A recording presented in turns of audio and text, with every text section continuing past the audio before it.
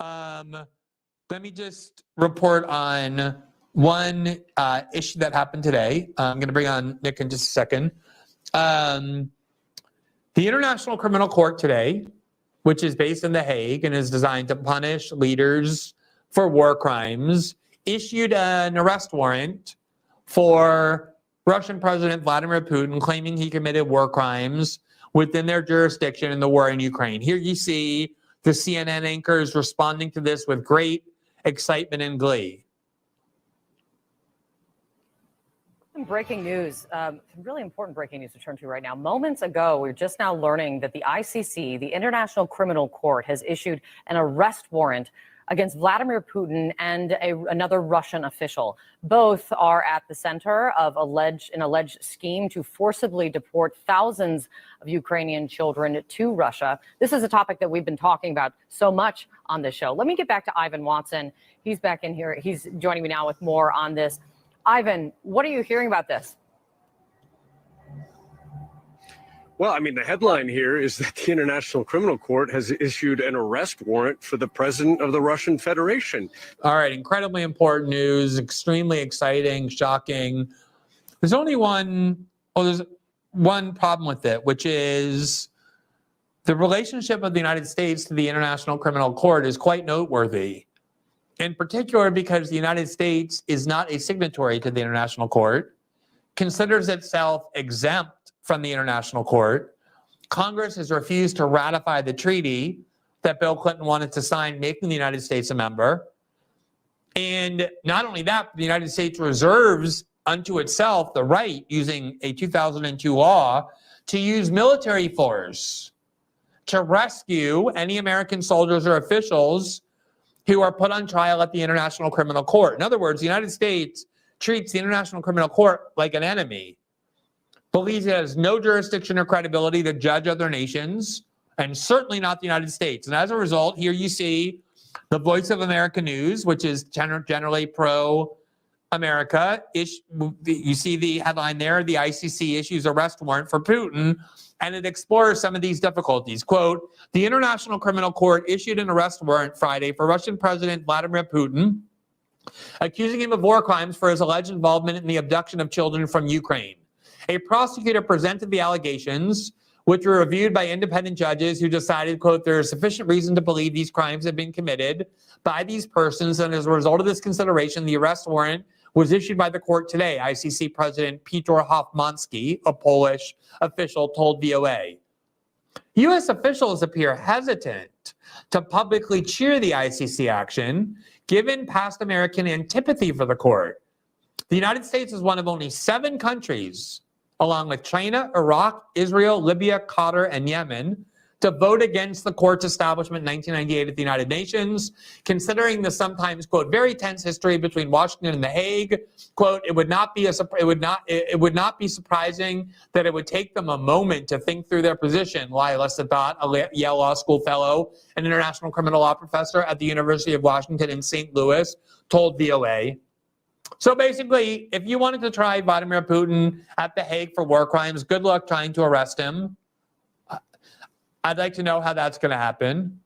But beyond that, you have to explain why George Bush and Dick Cheney aren't on trial there for the Iraq War, which wars in the last 30 years haven't entailed war crimes, and how the United States can possibly applaud prosecution by a court that it regards as illegitimate and from which it has exempted itself. It's the kind of morass and contradictory values that all you have to do is just dig an inch deep, something, of course, these CNN anchors are incapable of doing, and suddenly you'll discover the kind of quicksand on which all of these moralistic narratives are based. Now, let me bring in our guest tonight, who is Nick Cruz. He's an independent journalist, a founding member of the Revolutionary Blackout Network, and a now, let's call him regular guest, certainly friend of our show, System Update, as I find him a very astute and independent-minded observer of American politics.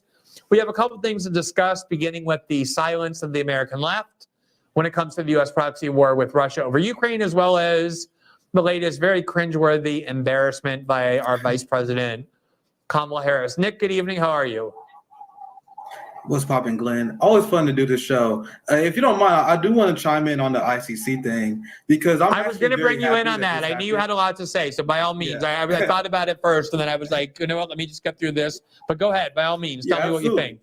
Yeah, absolutely. I love that they did this because they opened a can of worms. What the U.S. media is not telling you that the Pentagon and the Biden administration wasn't all the way in on this. They actually, and as you reported, not cheering this on because they didn't want to do this because they didn't want to open United States citizens and the military industrial complex into war crimes. So I'm glad that they opened this can of worms because I don't know how much you've been following discourse because now that this happened, now everyone's like, what about George W. Bush?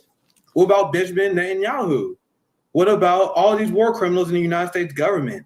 And it's hilarious to me because they're liberals right now that they really believe that Vladimir Putin has a higher kill count than Joe Biden, than Barack Obama, than George W. Bush, than Bill Clinton. That's why when this stuff happens, you open this conversation up. Well, I'm like, okay, if you think Vladimir Putin is a war criminal, explain Syria, explain Libya and Barack Obama. And this is the conversation that liberals will want to avoid, but they walk right into the trap. So narrative-wise, I think this is good for anti-imperialists and people who want to hold the war machine accountable because they walk right into this trap.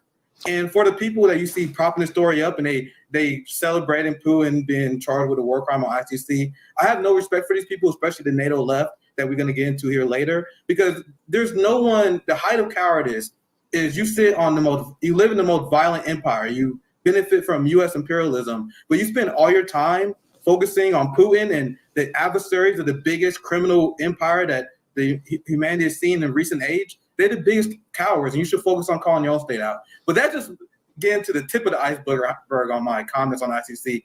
I love that this happened because it exposed the hypocrisy of Western imperialism. Yeah, I love it too. I mean, and that's why the U.S. is extremely uncomfortable. How can they possibly applaud a court who they not only regard as illegitimate, but it previously threatened with sanctions for daring to charge Americans with war crimes, and they reserved the right to invade The Hague militarily in the event that The Hague were to put any American soldier or American official on trial. So not only that, there's this whole kind of discourse tactic that liberals in particular and their media allies have been trained to use, which is anytime you make this point, so you say, oh, Vladimir Putin is being tried for war crimes at the ICC. Why wasn't George Bush and Dick Cheney and Condoleezza Rice and Joe Biden and Hillary Clinton and Barack Obama put on trial for war crimes as well? And then immediately they'll say, oh, that's whataboutism. They've been trained with this word to basically refuse to ever allow the inquiry of, are you subjecting yourself to the same set of rules that you're purporting to impose on other people? The most basic requirement of morality, which is that everyone can go around pointing their fingers at other people and saying they did this and they did that. The question is, if you yourself are doing it and even doing it worse, what credibility do you have to judge others? That's such a good point. They use whataboutism to reflect their lack of principles, their lack of morals, because we hold the mirror up at them the same way I did with Trump. They had all this criticism of Donald Trump. Meanwhile, Joe Biden is funding ICE and the border industrial complex more than Trump, funding the police more than Trump, funding the military more than Trump. AOC literally did a whole photo shoot with her crying at the border, but Biden is doing the same thing. He's doubling down on Trump's policy. There's nowhere to be found. So it's not whataboutism to point towards your party. We calling out your lack of inconsistency. And that is what the liberals have. That's what literally make my skin crawl. And I thought the progressive NATO, what I call now the NATO left, I thought they were supposed to be better than this, but they walk around with these contradictions, walk around praising Joe Biden. Bernie Sanders all for Biden in 2024, even though Joe Biden funded multiple genocides. But meanwhile, Bernie Sanders also condemned Vladimir Putin. These are the contradictions that we cannot tolerate. Now, to the point with the United States and their opposition to ICC, is very hilarious because you had John Bolton. Oh no, you saw his unhinged speech in 2019 where he called for the prosecution of the ICC and U.S. sanctions on the ICC, which kind of rebuked the ridiculous talking point from where I come from that Donald Trump was here to drain the swamp. He hired John Bolton, Mike Pompeo, Steve Mnuchin, some of the worst swamp monsters, and then those swamp monsters came and protected the other swamp monsters from war crimes. So I want people to understand it's a uniparty. Both parties are going to continue to support war. Don't believe the narrative. the president and the senators and Congress, they follow the direction of the military-industrial complex. That is their boss at the end of the day. Yeah, I mean, I want to get to that point that you just made, but just to kind of finalize this part about the ICC, it's insanity to say that you can't examine a system of justice for whether or not there's consistent application. It would be like if the government were only enforcing laws, let's say traffic laws, against Democrats, but not Republicans. So you're a Democrat, you get ticketed if you speed. If you're a Republican, you don't. The idea that that's not a valid point to bring up, that all you should do is say, well, look, the liberals broke the law. All that you should care about is that they're being punished. Who cares that the Republican? Of course, that's a valid critique, whether or not, because if it's not being consistently applied, it's not actually a system of justice. It's just a cynical, corrupt way of wielding power, which is exactly, of course, what international law, as it's used, actually is. All right, let's move to the issue that the thing that caught my attention that I wanted you to come on and talk about. One of the things, which is this tweet that you raised. If we can bring that tweet up. Do we have Nick's tweet about the NATO lab? We're about to bring this up. There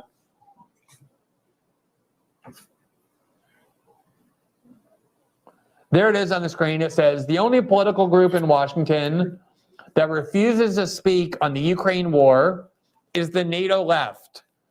There is a great debate after the DeSantis comments and Tucker Carlson asking all Republican candidates about it. Meanwhile, the NATO left, Congress people have nothing left to say. Cowards. Now, Nick, earlier today, I saw this video that I found super interesting. In the state of Maine, the Maine legislature, which is run by Democrats, they have a majority in both houses of the Maine legislature, decided for whatever reason, I guess they have nothing else to do, that they wanted to vote on a resolution applauding Joe Biden and NATO for supporting the war in Ukraine and urging that more weapons and more money be spent on fueling this proxy war. And in the Senate, it passed 27-4. 4 Republicans voted no. The rest voted yes. In the House, the vast majority of Republicans voted no. 53 out of 63 Republicans voted no, but it still ended up passing because enough Republicans joined with every Democrat to vote yes. But here was one Republican. I'm not going to play you the whole thing, but he gave a speech. He stood up. He's a state senator, and he explained it's Eric Brakey, why it is that it says Democrat from Maine, he's actually a Republican, why he refuses to join in on this resolution. Let's just listen to a little bit of what he has to say. President, I rise in opposition to this resolution in the strongest terms possible as a piece of war propaganda that I will not have my name or my vote attached to.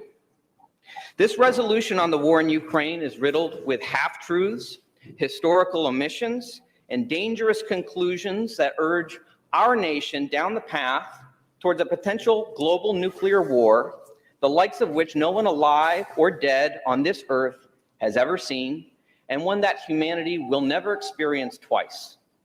Rather than urging peace talks to bring an end to this dangerous border dispute halfway across the world, this resolution presents a simplistic narrative with no grounding in the realities of foreign policy or the history of Eastern Europe since the end of the Cold War in order to justify a continued blank check, now over $100 billion, much of it totally unaccounted for, from the pockets of U.S. taxpayers to the Ukrainian government in an undeclared proxy war with no exit strategy and in which continued escalation endangers the entire world. Nick, why are we hearing that from Republicans all over the state legislatures in the United States and in the United States Congress? Not all Republicans. In fact, most Republicans support Biden's policy, but a lot of them. And not hearing this from any elected official on the left in the United States? It is my opinion that the Ukraine crisis has been one of the things that exposed the NATO left the most, expose them as cowards and not the best among us, but active agents of the Democratic Party and the imperialist war machine. You heard the video there. Right now, the doomsday clock is closest to midnight that has ever been right now. Right now, the military-industrial complex is making record profits. Japan doubled its military budget. Germany is now a militarized country again. The U.S. is forcing Europe to militarize at the force of a gun. Meanwhile, Bernie Sanders and the progressive left has no criticism of this. This is something that is not even on the radar, which is mostly a lie. The last time they voted, they actually voted for it. The last time they had to weigh in whether to send authorize $40 billion on top of the $15 billion immediately authorized at the start. Every last Democrat, including Bernie and AOC, voted yes. Yeah, absolutely. And that gets to my point. I don't know if you saw that shameless interview that Bernie Sanders did when he was asked about this. One of the few corporate media heads that had the balls to ask Bernie about Ukraine. He said, "Oh, this hasn't been on my radar." Like, you voted for Ukraine funding. You are in support of this war. And he planted the ball and said, "Oh, actually, I'll support the president on this. I support Joe Biden on this endless crusade to provoke World War III." And he said, "I'm not involved." You vote for this stuff. You are 100% involved. And that is a lie and a coordinated strategy. And after seeing this go on for last year, 100% these progressives was told not to talk about this, to take the side of the Democratic Party, allow the quote unquote bad guys like Matt Gaetz and Marjorie Taylor Greene, Tucker Carlson. That's why I believe they are allowed to speak out about this, because the establishment want stand up against the Ukraine proxy war scam. They want that to be considered a right-wing position. So they told Bernie Sanders and the NATO left, you go on board with what we're doing, and you shut up and only allow the right wing to speak on this. So that's why anyone who tells the truth about this war, they smear as a right winger. Are you repeating what Marjorie Taylor Greene is saying? No, AOC should be saying what Marjorie Taylor Greene is saying, because this is longstanding leftist beliefs that they are now throwing under the bridge, and they are now ignoring. And you have joke progressives. You got people like Marianne Williamson, who says she want to primary Joe Biden, but she agrees with the commander-in-chief on a very important policy like Ukraine. Like, how are you going to primary a president, the commander-in-chief? Meanwhile, you agree with them on foreign policy. It's a joke. This is who the NATO left is, and this is why at Revolutionary Blackout, we have no tolerance for people who are directly responsible for the explosion of the military-industrial complex. That is a stain that will forever be on Bernie Sanders and AOC record. They did a vote. That vote led directly to Raytheon having record profits. That is a stain on their record, and we will continue to hold them account on that. And all these faux progressives like Maxwell Frost and Jamal Bowman, Cori Bush, who's a coward, who bowed their head to the military-industrial complex on this. So Nick, that last point that you made is the one I want to focus on, because, you know, Bernie's been around for a long time. He's been very engaged in foreign policy, going back to, you know, the 80s. He would visit Cuba and Nicaragua and El Salvador. Yeah. He was very outspoken in a left-wing foreign policy. It's not like he hasn't been involved in foreign policy. And he actually wrote a good article right before the Russian invasion of Ukraine, when it became inevitable that they were or highly likely that they were going to invade, laying out all the dangers that came from the United States' possible involvement in this war. It was still unclear what role the U.S. would play. They were still saying at the time, it's really dangerous for us to get involved. It could lead to escalation. And Bernie wrote an article in The Guardian saying, look, I condemn Putin. I think this invasion is wrong, but here's all the reasons why it would be remarkably foolish and dangerous for the U.S. to get involved in this war. 3 months later, when the vote happened, not only did Bernie abandon all those arguments and snap into line and vote yes, but Cori Bush, who you mentioned, voted yes as well. And she issued a statement that read exactly like what someone smart would have said if they had voted no. She said, my worry is all this money is really going to go to Raytheon and the CIA and corrupt people in Ukraine. My worry is this isn't going to save the people of Ukraine, but kill them, that it's all going to disappear in corruption. And yet she still voted yes. So clearly, some of these people at least know these arguments. Why are they so, what are they so afraid of? Why are they so subservient to the Democratic Party, staying in line and doing what they're told, when Bernie and the squad ran? Their whole reason to exist was that they were going to challenge the Democratic establishment. Yeah, and that's why one of the crucial errors that many progressives in the United States have made, they believe that you can root out corruption if you get rid of quote unquote corporate money. And that's what AOC and Bernie Sanders claim. They said we don't take corporate money, so we are not corrupted. But the problem with this analysis is it ignores the many ways that you can become corrupted. You can just be like, there's an article that was written how Nancy Pelosi tamed the squad. Just by being nice to them, offering them to go out to lunch, giving them committee seat assignments, assuring them that they're on the right side of history, and then you get used to being paid $170,000 a year, plus security benefits, plus lifetime pension. So a lot of people pretend it's only the corporate money. If you don't take corporate money, you won't be corrupted. But you get part of the Democratic Party influence, which is impossible to overcome. Every single one of these progressives who had a lot of great things to say, they became part of the party apparatus and they flipped. And Glenn, I'll tell you, the person that made my mind up that this project is a failed project of taking the Democratic Party is Cori Bush. I live in Missouri. I knew who Cori Bush was long before she was elected. She was a legend in activism in St. Louis. The fact that they turned her, like she was a serious nurse, working class activist that was calling out William Lancey Clay for his corruption with the St. Louis PD. You won't get anyone who is more well-meaning than Cori Bush, but she got elected and she sold out to the machine because of the comfy benefits, being part of high society, being told you're doing great things by the media, getting magazine deals. Cori Bush got a book deal.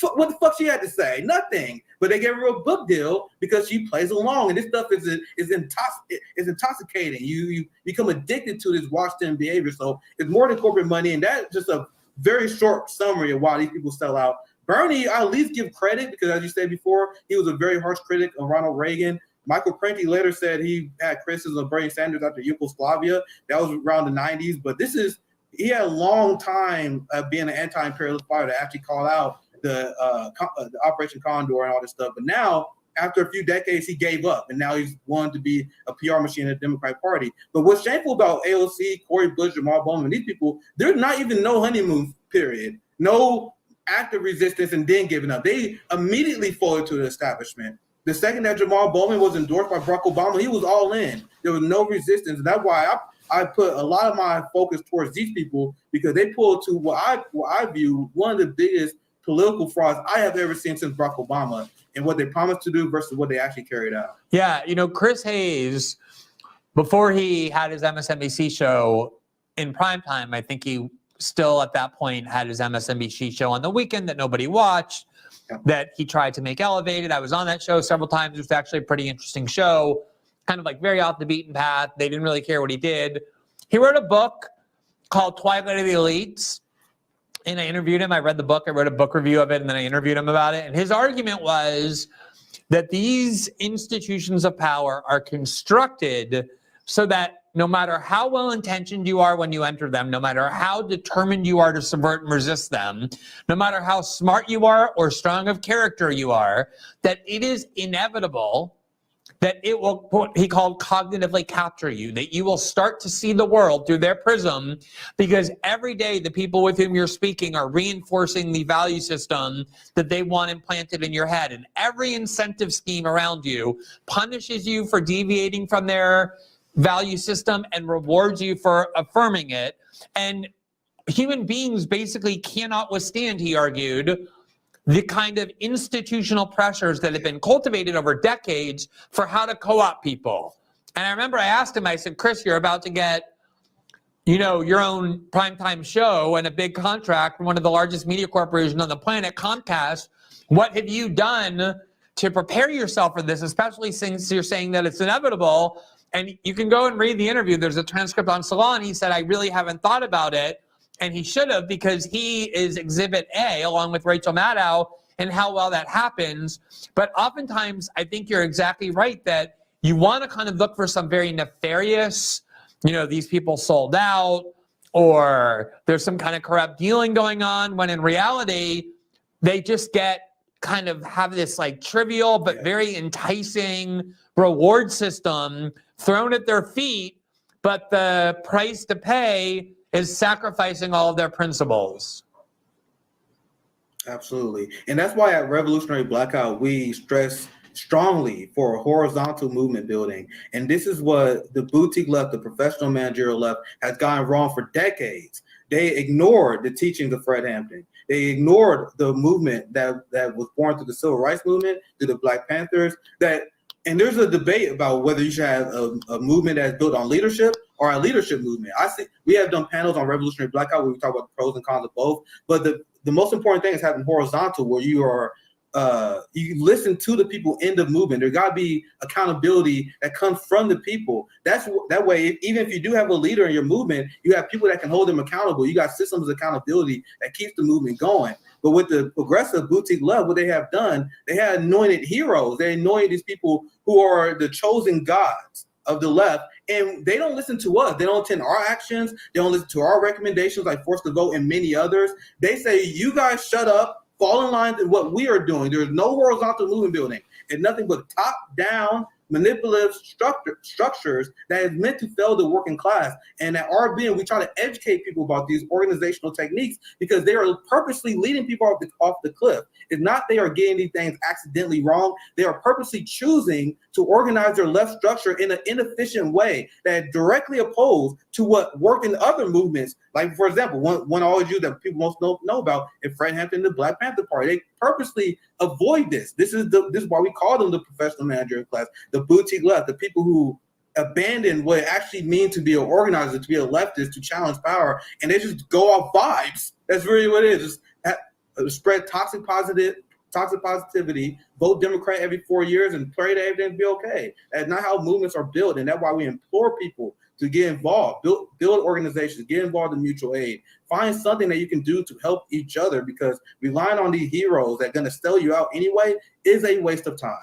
Yeah, you mentioned the debate that takes place within the Republican Party, and there really is a real debate. I mean, most of the Republican establishment, Mitch McConnell, like Marco Rubio, and all those people are absolutely fully supportive of Biden's war in Ukraine, but you have a substantial wing of the Republican Party in the conservative media, led by Tucker Carlson, the most watched commentator on the right, who are vehemently opposed, making speeches very similar to the one that I just showed you from the Maine legislature. And say what you want about Fox News, but the reality is you hear so much more vehement and virulent criticism of Republican leaders from Fox than in a million years you would ever hear of Democratic leaders from MSNBC and CNN.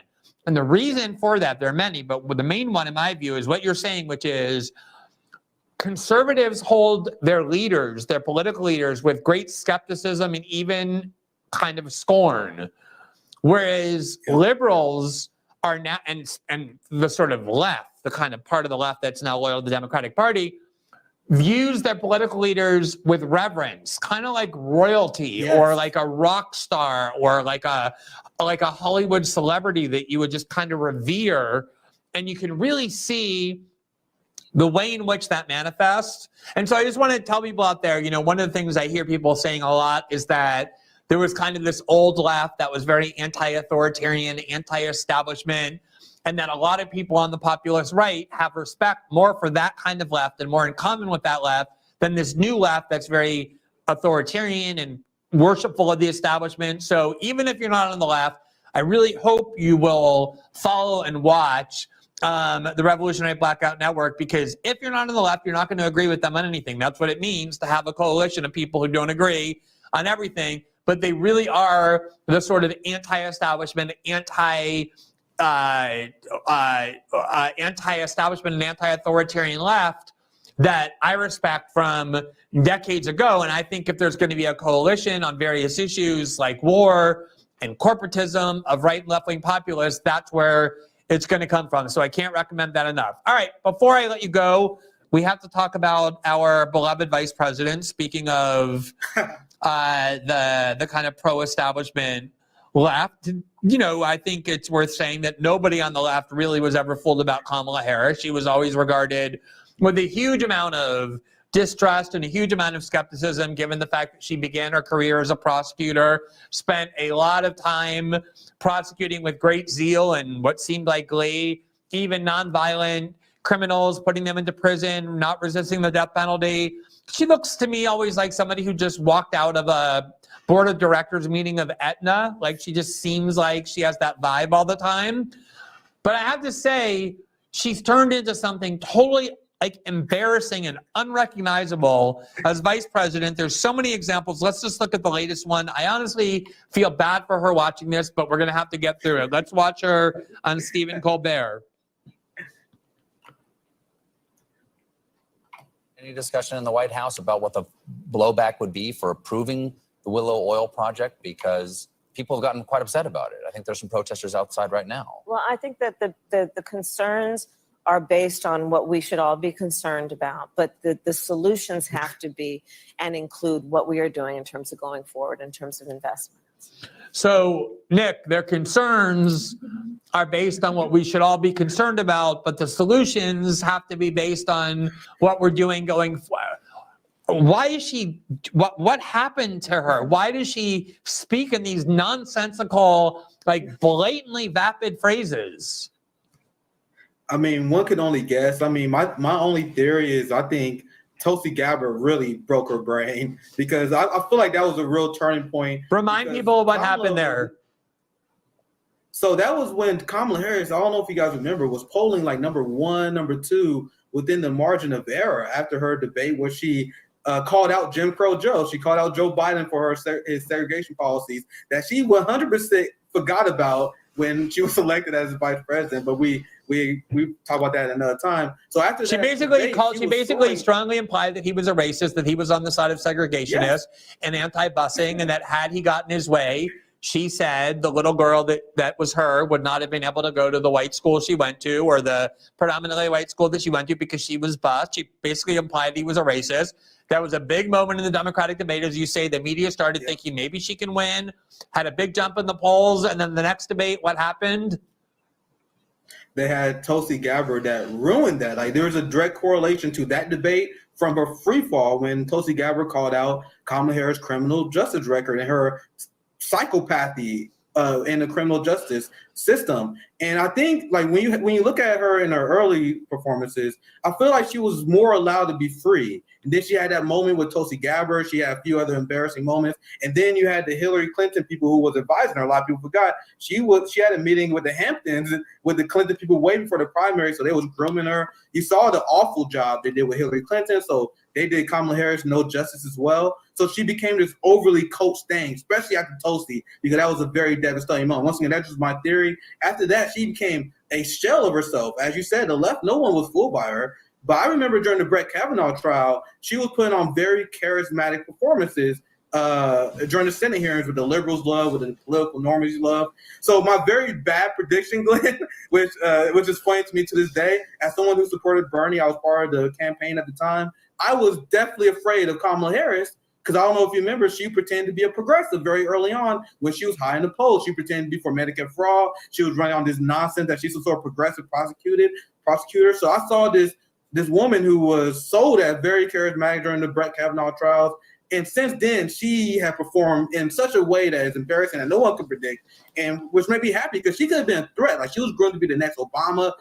That with hijacking the Bernie message, she could have been a threat. But Kamala Harris is the perfect example of how there's no meritocracy in the liberal system, and that's being shown between her and Pete Buttigieg. They are chosen by the establishment for really weak reason, for identity politics, because Kamala is a somewhat attractive woman, the same way Pete Buttigieg, she's gay, so they push these people, but it doesn't mean they're talented, and that was shown with Kamala Harris. They pushed her, but they didn't realize she has no talent. She is not a victim. She's not climbed the system because of her own merit. So that's shown now, and with her vice president, Biden, he regrets picking her, because there was rumors that they might replace her on the ticket. Democrats begging for a new option, because now her brain is completely mush. She sounds no different than Sarah Palin and Michelle Glockman, all these old school conservatives, the same style of speak. It's just very funny to watch, and almost made it, like I said, it's almost sad to see how much she struggled, because it's almost like this person was just thrown out on the big stage, and it'll hurt her in the long run, the same way it hurt Pete Buttigieg, where he thought he was going to be propelled to the national spotlight, but his lack of efficiency cost him in the long run, in my opinion. Yeah. I think it's important when there are people you dislike ideologically or politically to kind of be aware of what their skills are. I don't play video games, but I've seen my kids play video games enough to know that, like, when they're preparing to, do combat with someone who they're going to like try and stab in the neck or whatever horrible thing the video game forces them to do to win. You know, they like analyze the strengths of the person they're about to fight to know their like, you know, strength and their speed and their agility. So I never had trouble admitting, you know, when I saw Dick Cheney as this incredibly grave threat to everything I valued, that he was very smart. Dick Cheney's very smart. I don't have problems admitting that about Liz Cheney. So I always thought Kamala was smart. You know, when I watched her in the Senate, I recognized those skills. Those are skills of like a very adept lawyer, you know, like her ability to construct questions, to trap people in these logical, you know, kind of corners. That is a certain skill that requires a kind of intellect to think about where people are going, to anticipate what their argument is, to force them into corners. I think the problem became that she kind of got overwhelmed, because the reality is, if you look at what she's done in her life, she doesn't know anything about foreign policy. Like, she went to Guatemala to resolve the root problems of Guatemalan immigration, and then she has to go to like Eastern Europe. She knows nothing about this. And I think they like the combination of like being overwhelmed and having her confidence destroyed, as you said, through the Tulsi thing, through her presidential campaign being a complete failure. But also, I think they're constantly warning her, you cannot err even by one word. And there's no freedom to what she speaks. There's no confidence. Her confidence is destroyed. And to watch this, you know, very poised and confident and skillful and intelligent woman become this like object of pity because she can't even articulate a single sentence of any substance is really strange and bizarre to watch. And I agree. All you can do is speculate, but and like, I think the Democrats are really screwed, because I think the reality is, you know, Biden said he was only going to be a one-term president. He's going to be 82 when he runs for re-election. That means he's going to be 86 if he finishes his term. Of course, they're going to look for alternatives. The problem is, who do they have? They can't just sweep Kamala aside for like Gavin Newsom and just put a white male in front of Kamala. But they can't run Kamala because they know she's going to get destroyed. She's incredibly unlikable. At this point, she can't even speak. So they're really kind of in a terrible position because of her. Can you imagine a debate between Donald Trump? Because I don't know if you saw Donald Trump's comments on Ukraine. Imagine a debate between Kamala Harris and Donald Trump, and the issue of Ukraine comes up. And I have no respect for Trump's overall intellect, but if you look at his speeches and general statements on Ukraine, there's no doubt in my mind that Donald Trump would run circles around her on Kamala Harris on Ukraine, because as you said, she had no knowledge of foreign policy. And you make another great point, because she was amazing at prosecuting. And she was great at the Brett Kavanaugh trials.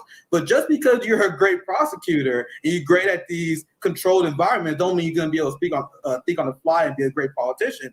It is the same with Ben Carson.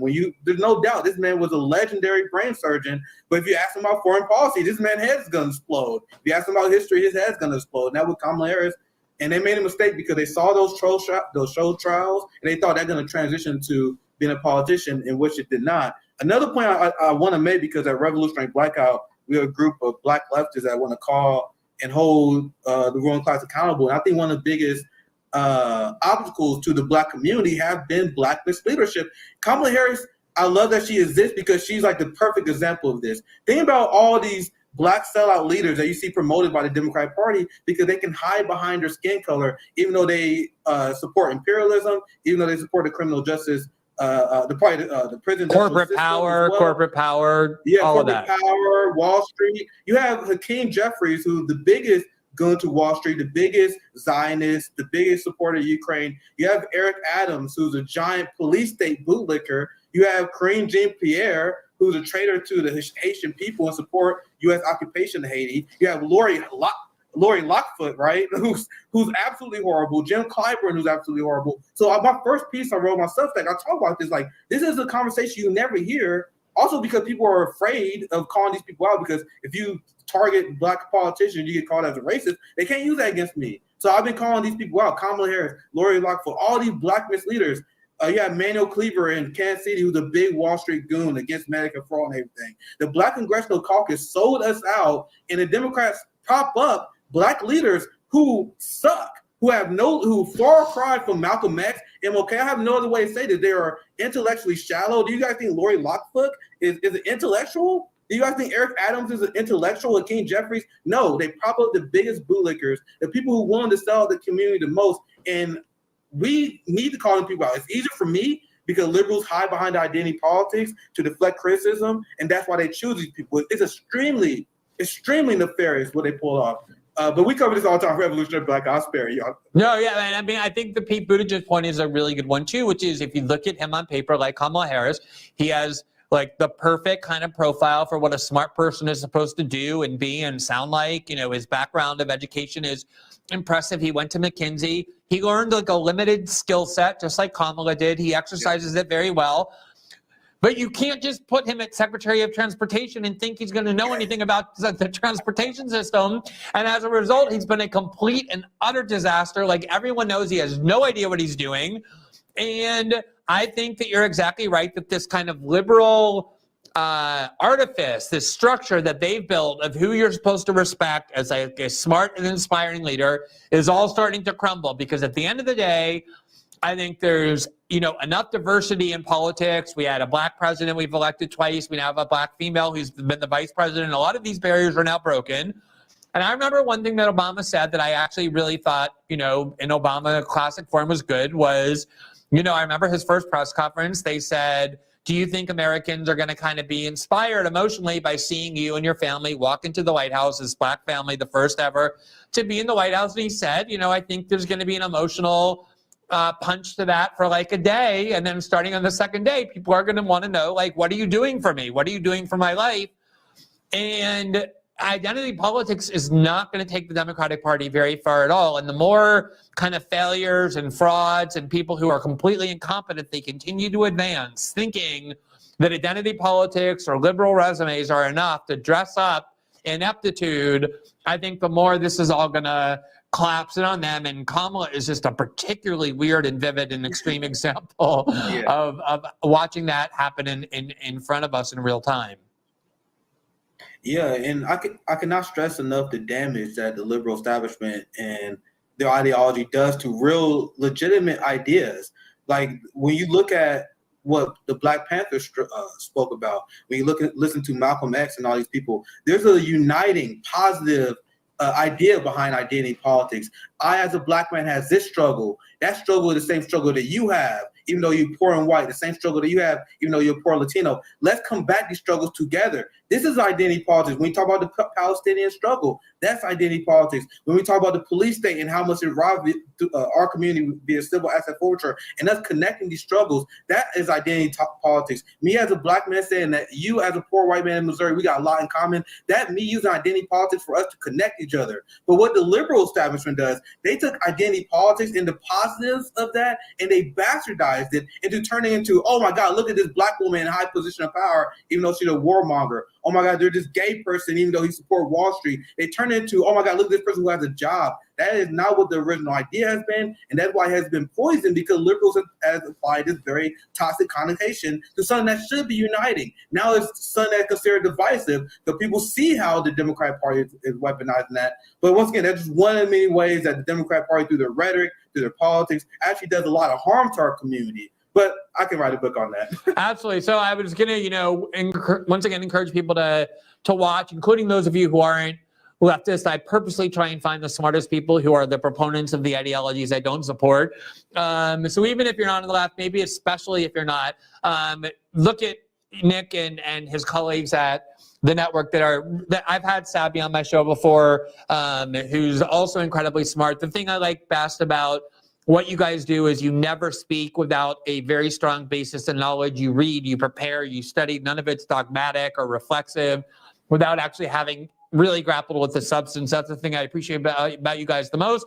There you see his Twitter name on screen, or at least it's been on screen the whole time. Maybe we can put that on there again. You can find Nick on Twitter, and that has all the links to where to where he appears as well. On their YouTube show, they have great guests. They have, they just interviewed Matt Taibbi. They cover issues in a really interesting way, as I think you can see from this discussion. Nick, thank you so much for coming back on. We're going to continue to harass you and coerce you back onto our show in the future. It's always a pleasure. I hope you have a great evening. Yeah, this show is always very fun to do. It's very therapeutic. So thank you for having me on. Yeah, for me too. It's kind of cathartic. All right, Nick, have a great night. Yeah. Yeah.